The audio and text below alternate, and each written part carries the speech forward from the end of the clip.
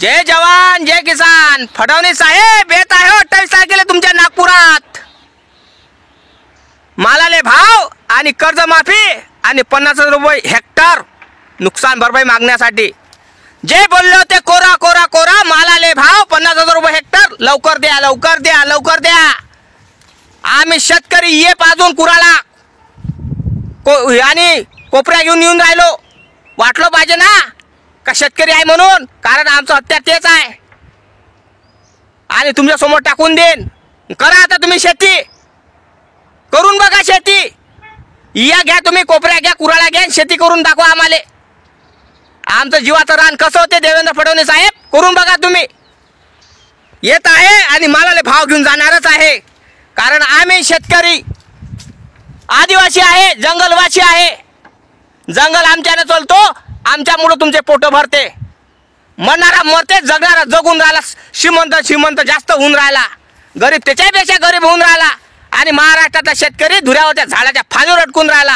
असं होऊन राहिलं फडणवीस साहेब. त्याच्यानं आम्हाला 28 तारखेला याच लागन तुमच्या भेटीले. आणि जल्लोष शेतकऱ्याचा जल्लोष संच जो शेतकऱ्याचा प्रस्थापित करण्यासाठी आम्हाला हमरडा फोडच लागन. त्या कारणामुळं आम्हाला आमचे हत्यार घेऊन याच लागन. कारण शेतकरी वाटलो पाहिजे ना. शेतकरी वाटलो पाहिजे ना. कारण आमचे शेतकऱ्याचे हे साधन आहे. याच्याशिवाय आम्ही शेती करू शकत नाही. तुम्हाला वाटत असेल मारायला येऊन राहिलो आम्ही मारू शकत नाही. हो तुम्ही मारा आम्हाला पोटावर. पोटावर तुम्ही मारा. आम्ही कधी शेतकरी कोणाच्या पोटावर मारला नाही. आम्ही कोणाची हत्या केली नाही. कारण शेतकरी आम्ही हत्या कधी करत नाही. कारण आम्ही पुरं जग पोचतो. शेतकरी पुरं जग पोचतो. कारण अन्नधान्य आम्ही पेरतो. आमच्यामुळं तुम्ही खाता. आम्हीच पेरलं नाही तर काय खात होते. गहू खात होते दगडं खात होते. मला सांगा. आम्ही हत्यारे घेऊन येणार मारण्यासाठी नाही तुम्हाला दाखवण्यासाठी. हे घ्या फडणवीस साहेब या घ्या कुराळ घ्या कोपरी घ्या शेती करा. तुम्ही म्हणता ना सरकार शेतकऱ्याचं आहे तर मग शेतकऱ्यासाठी काहीतरी करा. नसन करणं हो तुमच्या इकडं शेतकऱ्यासाठी शेती करणं तर आम्ही आमचे हिळे वापस घेतो आणि तुम्ही मालाले भाव द्या. तुम्ही स्वतः शेती करा. हे माझं म्हणणं आहे महाराष्ट्रातल्या मुख्यमंत्र्याले. कारण जखमीवर मीठ चोडून राहिले तुम्ही. नुसते चोडून राहिले नुसते चोडून राहिले. कधी जखमा भरणार आमच्या शेतकऱ्याच्या. इलेक्शनच्या टायमाचेच वादे केले होते. भर वादे केले होते. आम्ही आलतो का तुम्हाला म्हणाले कर्जमाफी करा म्हणून. म्हटलं होतं तुम्हाला आम्ही कर्जमाफी करा म्हणून. म्हटलं होतं काय कमालाला भाव म्हटलं होतं का काय म्हटलं होतं आम्ही तुम्हाला. काहीच म्हटलं नव्हतं. मग कायले उलट सुलट बोलावं नाही होत आपले एकूण करणं. कायले बोलाव बरोबर नाही काय. माय म्हणणं फडणवीस साहेबाले आहे मताची कडकी आली म्हणून केली बहीण लाडकी. नाहीतर खासदारकीच्या वेळेस काय लाडक्या बहीण नव्हत्या का महाराष्ट्रातल्या तुमच्या नव्हत्या काय. आमदारकीच्या वेळेस कशा आल्या हो. कारण खासदारकीच्या वेळेस एकही सीट निवडून नाही आली ना तुमची. त्या कारणामुळं आमदारकी तुम्हाला लाडकी पण करावंच लागली आहे नाही काय. हा जास्तीत जास्त व्हिडिओ शेअर झाला पाहिजे. लाईक आणि चॅनलला सबस्क्राईब झाला पाहिजे. कारण फडणवीस साहेबाले म्हटलं पाहिजे आ गए शेर जंगल के शेर आ गए. हम जंगलवासी आदिवासी है. जंगल के शेर आ चुके हैं. फडणवीस साहेब तुमची झोप उडवायला. कारण नाही तुम्ही सात्रीत मुतान सात्रीत हागान तुम्हाला बाहेर निघूच देणार नाही. कारण जोपर्यंत आम्ही मालाला भाव आणि कर्ज माफी आणि 50,000 रुपये हेक्टर घेऊन जाणार नाही. कारण फडणवीस साहेब शेतकरी लय दुखलेला आहे. लय दुखलेला आहे. कारण शेतकऱ्याचा जन आक्रोश तुम्ही पाहू शकून राहिला नाही. अरे शेतकऱ्यांना महाराष्ट्रात किती आत्महत्या केल्या तुम्हाला माहीत आहे काय. तुमच्या रेकॉर्डवर नाही आहे एवढं. तुमचे अधिकारी नाही पोहोचत तिथे. तुमचे अधिकारी पोहोचते कधी जेव्हा मेल्यावर.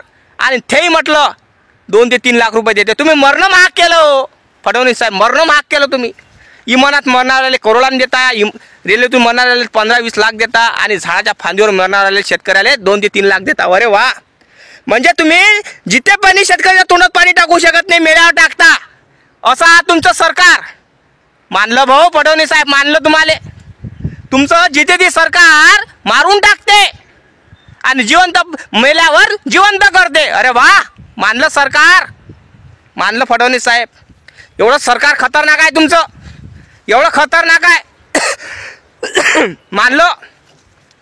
कारण हा जन आक्रोशन कशासाठी आहे माहिती आहे काय. मालाले भाव कर्ज माफी आणि 50,000 रुपये हेक्टर. अरे तुम्ही पैसे पाठवून राहिले ना. अरे सगळ्याला एकसारखंच पाठवून राहिले. तुम्ही तर भले बोलले होते 18,000 रुपये पाठवणार. कोरडवाहूवाल्याले 25,000 रुपये, ते ओलीतवाल्याले बागेतवाल्याले 35-40,000 रुपये. अरे तेवढं तर पाठवून नाही राहिले. 75 रुपये गुंठा पाठवून राहिले सगळ्याला. कोणाकोणा 2,000 आले, कोणाकोणा 3,000 आले, कोणाकोणा 4,000 आले. विचार करायची गोष्ट आहे.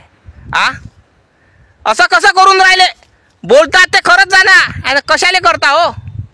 आणि तुम्ही म्हणून राहिले पैसे नाही आहे सरकारपाशी. त्या नाशिकच्या कुंभमेळा भरून राहिले तुम्ही 15 ते 16 लाख करोड रुपये त्याला देऊन राहिले तुम्ही, देणगी देऊन राहिले. विचार करायची गोष्ट आहे. आणि शेतकऱ्याचा मालाले भाव देऊन नाही राहिले तुम्ही.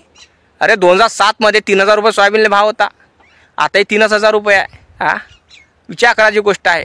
आणि सरकारी नोकरीवाल्याले 7वं वेतन 8वं वेतन चालू होणार, त्याचे पगार वाढले. विचार करायची गोष्ट आहे. त्याचे पगार वाढले. विचार करा, त्याचे पगार वाढले. जे सरकारी नोकरीवाल्याले पहिले 15,000 रुपये 16,000 20,000 रुपये पगार होता, त्याचा 70-80वर गेला. आणि आमचा शेतकरी काय मरून राहिला. अरे डोक्यात असं शिवाय येते रे, पण काय करू, बोलू शकत नाही. विचार करा, लाज वाटते मला. शेतकरी असता मी लाज वाटते मला. मनात असं दुःख येते, असं बोलासं वाटते, तोंड असं बोलासं येते. पण माणूस संविधानानं मला एवढा हक्क दिला नाही का कोणाला नीच बोलायचा. कारण मी त्या संविधानाची आणि बाबासाहेबांच्या संविधानाची मी इज्जत करतो. त्या कारणामुळं मी एवढं नीचपणे बोलत नाही. शिकलेला पोरगा आहे, संविधान वाचलं, बाबासाहेब विचार वाचले, त्या कारणामुळं मी त्या विचारसरणीनं चालतो. समजलं काय? आणि माझ्या महाराष्ट्रातल्या शेतकऱ्याला माझं एकच म्हणणं आहे का तुम्हाला बोलता येत नसल तर बायकोच्या हातच्या बांगड्या घ्या, हातात भरा. बस माझं एकच म्हणणं आहे आता. कारण तुम्ही जोपर्यंत बोलणं शिकणार नाही, तोपर्यंत सोशल मीडियावर येणार नाही, तोपर्यंत हे सरकार तुम्हाला जितेजी मारणार. मग म्हणजे नका का माया बाप मेला, माया आजा मेला, माय पोरग मेलं, माय हे मरून राहिलं, माय ते मरून राहिलं, ह्या करून राहिला, तो करून राहिला. कारण ही घटना लय दूर चाललेली आहे.